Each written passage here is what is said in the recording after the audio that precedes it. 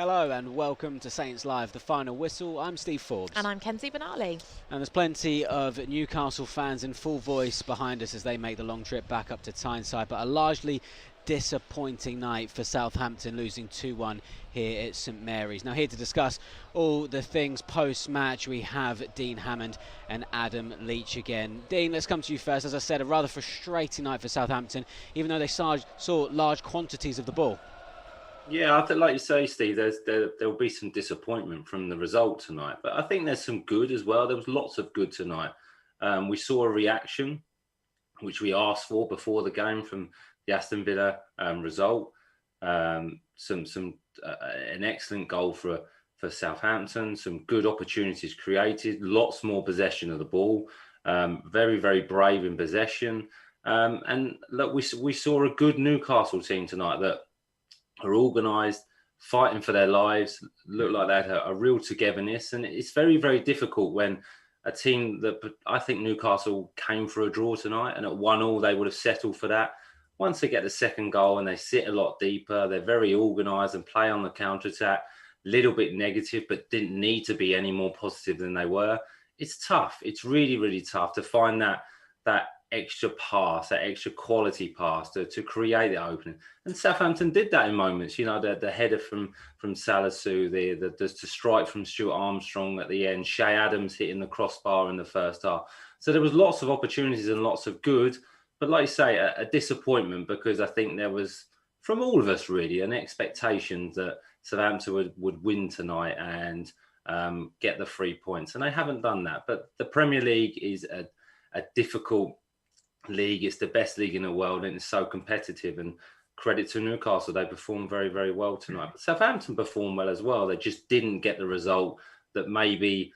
Did they deserve a point? I think they did. I think it was a pretty competitive, fair game. Both teams performed well, and I think a draw would have been a fair result. But it was a spectacular winner, a bit of a freak winner. You don't see many goals like that, an instinctive finish, and credit to Newcastle. But there will be, like you say, Steve, some frustration, some disappointment in that dressing room. They've not got any points from the game tonight. Indeed. Adam, as Dean said there was expectation on Southampton tonight. Ralph did say that we wouldn't see the same performance that we did against Villa. We didn't. Saints were much improved in that department. Yeah, I mean, for sure, they were an awful lot better tonight. We said before the game, we thought it would be close and competitive, regardless of how it went. And I think that's how it played out, really. The Saints were probably, for my money, the better team in the first half. But they came out flat at the start of the second half, and Newcastle were really good, especially in that first maybe 20 minutes after half time. And then it was you kind of chasing again then, and then you just don't quite know. But Newcastle were good, and you've got to give them some credit. As Dean said, they did well. They were good. They're a good unit under Eddie Howe. They've obviously got a lot of momentum, a lot of spirit, and a lot of belief in the way they're playing and the way they're going. Saints, I would say, probably were just off of their best there. They weren't at their best. They weren't quite at it, but they weren't awful either. It was just a night where it didn't quite come together for them. But not too many reasons to get too down or to panic there, because as I think Dean rightly said, that we did see a reaction to the Villa performance and defeat. It just wasn't quite at the level that it needed to be to get a win. Well, let's dissect the match in a bit more detail now then. Dean, Saints obviously had plenty of the ball in the first half, took the lead through Stuart Armstrong. What did you make of that goal, and was it deserved on the balance of play? I think so, Kenzie. Yeah, I think the goal was a good team goal. It came from a good spell of possession, a good switch of play from James Ward-Prowse, it really was, to a ball to Cole Walker-Peters, who I thought was excellent tonight. Really, really good at left back, really positive, looked really strong, physically strong, very creative, and kind of comes back inside like we expect him to. A lovely step over, a lovely deep cross where Brozier and Elanusi have both pulled off to the back post and win the header, win the contact, and then it's a good central run from Stuart Armstrong, which we see him do. And it was nice to see him get deeper into the box and maybe not hover on the edge of the box where he likes to get pullbacks or strikes a goal. And it's a header. Unfortunately enough, it hits Dan Burn. I think the keeper probably saves it, but it hits Dan Burn, deflection, and goes in. And I think Southampton deserved that at that point. They had more possession. They were trying to be the more creative team. They were taking the ascendancy was with Southampton. There was that opportunity before that for Brozier where they pressed really well. They won the ball. They broke, lovely pass from Shea Adams, and Brozier maybe just didn't need to have a touch. Had that extra touch, and give the keeper an opportunity to come out and close the angle down. But I think to that point, Southampton were the better team in the first half and looked like we expected them to be. High tempo, high energy, and trying to score goals and try and create things. So a very, very good team goal. Little bit of fortune with the finish, but you need that. And I think Stuart Armstrong deserved that, who also I thought was very, very good tonight, especially in that first half. Newcastle did get their equaliser though before half-time. Chris Wood getting his first goal for the club. And Adam, it felt like it came a bit out of the blue. I mean, I actually missed it from up here in the stands. Well, lucky you. Yeah, I think you're right. It did come a bit out of the blue. It was a disappointing one to concede, really, for Saints. Didn't get much pressure on Shelby at all. Kind of allowed him to kind of pick his cross, which he executed superbly, in fairness to him. And then Salisu's just got caught under the ball, basically, and Wood's got the run on him in behind and has put the header away. Yeah, I think Ralph will be disappointed with that goal, to be honest, because I think there's a couple of pretty basic things that Saints could have done a bit better. But Wood was a real threat for Newcastle today and a really important player for them. I mean, I was actually perhaps slightly surprised by how often, especially early in the game, they were prepared to go very direct towards him, and that caused Saints some problems, that's for sure. But yeah, I think that goal was just disappointing because at that point, Saints had a modicum of control, you felt, in the game, and you just, when you're like that, what you don't want to do is you don't want to concede a goal that you feel sloppy. You don't want a sloppy goal. You don't want a set piece goal, something like that. You want the other team to really have to earn it. If they're going to get back in, they're going to get that equaliser, they should have to earn it. And I think there was a slight sense that though it was a good cross and it was a good finish, Saints didn't do what they should have done, which gave them the chance to get that goal. Well, then Newcastle got the second goal, and for a few minutes, Dean put Southampton under some real pressure. What did you make of the start to the second half? Well, slow start, Kenzie, if I'm honest, and a little bit sluggish. I think Southampton just got caught by a little bit surprised by Newcastle because they came out with a lot more energy, a lot more tempo, and actually pressed Southampton a little bit higher up the pitch. And with the goal, Dan Burn's always a threat from set pieces. He really is, and it's a good delivery. He drifts off to the back post and wins the header. And then I think it's a freak goal, if I'm honest. It's a unique goal. It's a spectacular goal. It's fantastic technique, but more instinctive. I don't think he meant it but didn't mean it, if that makes sense. The ball's behind him and kind of flicks his leg out to try and hit the ball towards a goal to the target. And it's a good goal, but I think the disappointment is the marking and the header that Dan Burn wins, even though it's very difficult to mark him because of his size, maybe just make it a little bit more difficult for him. And then from that moment, Salisu gets caught on the ball because of that press from, I think it's from Willock. Newcastle break, the ball gets pulled back. Shelby should actually do a lot better, but doesn't get his strike off. I think it eventually falls to Matty Target on the edge of the box, who has a strike, and then Salisu makes up for that and gets a clearance off the line. So I think Southampton were just caught a little bit cold in that second half, and Newcastle just kind of jumped on it and maybe sensed it, look, with a bit more tempo, with a bit more discipline, with a bit more purpose, we can cause Southampton a few more problems. And they really did that at the start of the second half. But then Southampton worked their way back in the game. But like I said, it's very, very difficult. When Newcastle are in that lead and they're happy just to settle for that, it's difficult to break down a disciplined defence like Newcastle at the moment. Yeah, I mean, Southampton did see a lot of the ball again after that, but struggled to create anything substantial. Adam, do you think the lack of clear-cut chances will be a bit of a concern? I mean, it was a concern in this game. Is it a concern really going forward? Probably doesn't really feel like it at this moment in time, I would say, given everything.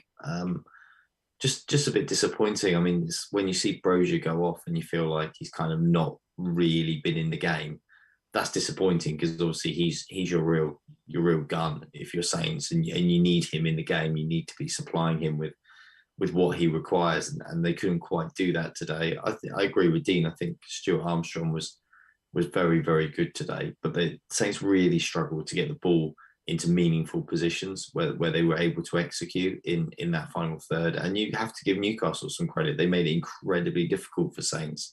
What we know about Eddie Howe as a manager is he's extremely diligent, and he does his homework, and he puts together very good game plans to take on opposition. And he did that with Saints tonight. He obviously studied them, looked very carefully, and he found ways to neutralise them tonight, as a team and individual in the one-on-one battles as well.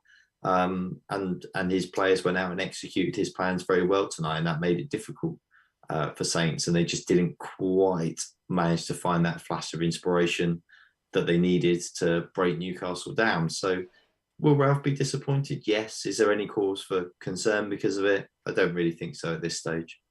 Dean, Ralph made some changes in a bid to boost the attack, bringing on Adam Armstrong, Shane Long and Moussa Djenepo, but not really too much to show from it. No, not massively. I thought Adam Armstrong looked quite sharp in moments when he came on. He had that moment on the right-hand side where he cut him really sharp and had that strike of his left foot. There was a moment out wide where he pretended to shoot or cross and cut back in and drag the ball down the line and almost got a dangerous cross in. So there was moments. Same with Djenepo, got in some one-on-one situations. Maybe again, like we've questioned that end ball, that little bit of quality in that vital moment to pick a teammate out or to get a strike at goal. And Shane Long, very, very difficult when Newcastle were camped in, and you've got a strong centre half like Dan Burn, who's physically strong and very, very powerful in the air.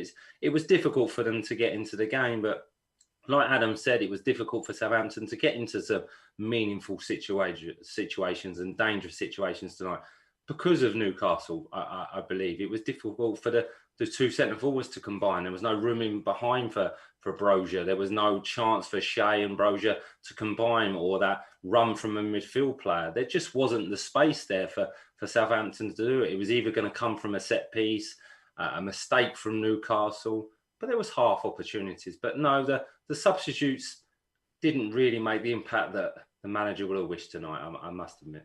I mean, the result means that Southampton do slip a place in the Premier League table down to 10th. Adam, it's obviously not a disaster, but clearly not the direction we want to be going in. No, I think it always feels a bit flat when you've had such a great run and this upward trajectory, and then you kind of have the feeling that you've taken a little step back. But perhaps it was inevitable, in fairness, when you look at how competitive the Premier League is. And Saints don't have a Man City or Liverpool type squad where you think, well, it's okay because they'll just blast through those games where they perhaps have a little dip. I guess the thing is they just need to be a little bit cautious if you're talking about the table now.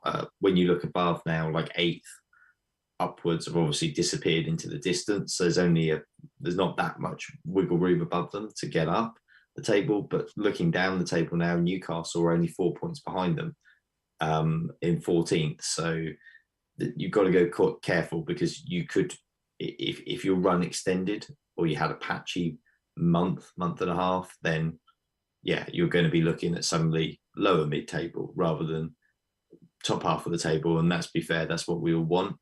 I think we feel it's very achievable for them still.